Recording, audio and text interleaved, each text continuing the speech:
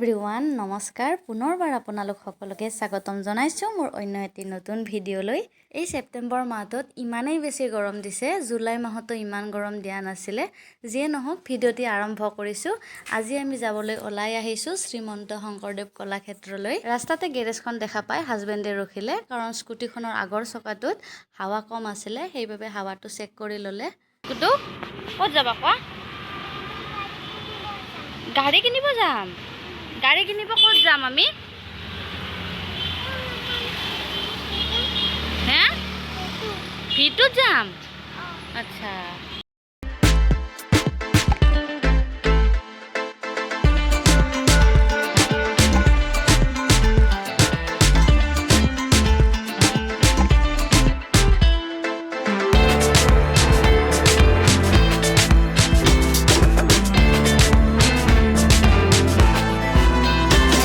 পালো শ্ৰীমন্ত শংকৰদেৱ কলাক্ষেত্ৰ গুৱাহাটীৰ পাঞ্জাবাৰীত অৱস্থিত এক সাংস্কৃতিক ভৱন এতিয়া ভিতৰলৈ যাম ভিতৰত যোৱাৰ আগতে প্ৰথমতে টিকেটটো কাটি লৈছো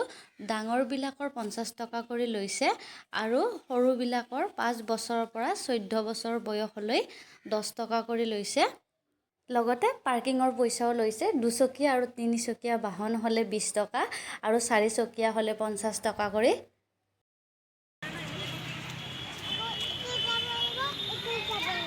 ক'ত যাব লাগিব মই আগতে এবাৰ ইয়ালৈ আহিছিলো তেতিয়া আহোতে ইয়াত বহুত ডাঙৰ ডাঙৰ মাছ আছিল আৰু মাছবিলাকক কিবা খাব দিলে মাছবিলাক একেলগে জাক পাতি আহে বহুত ভাল লাগিছিল সেইবাবে এইবাৰো মই বিস্কুট আৰু চিপছ আনিছিলো পিছে এইবাৰ মাছবিলাক নাই ইয়াত ইমান ধুনীয়াকৈ হাতী আৰু ঘৰিয়াল কেইটা বনাই থৈছে লগতে ৰাজহাঁহ আৰু পদুম ফুল গুডুই পিছে আমাৰ হাতী আৰু ঘৰিয়ালৰ ওচৰত নজুৱাই হ'ল নহয় এইটো চোৱা গুডু এইটো কিমান ওপৰলৈ গৈছে এই একদম দেখিছা কিমান ওপৰত গৈছে বহুত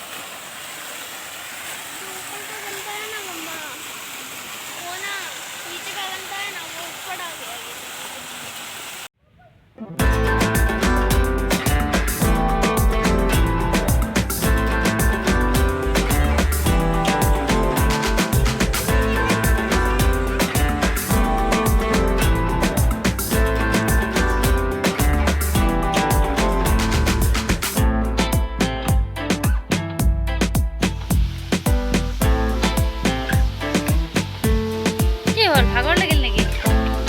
হা এনে অলপ বহিছা মই বহু দিয়া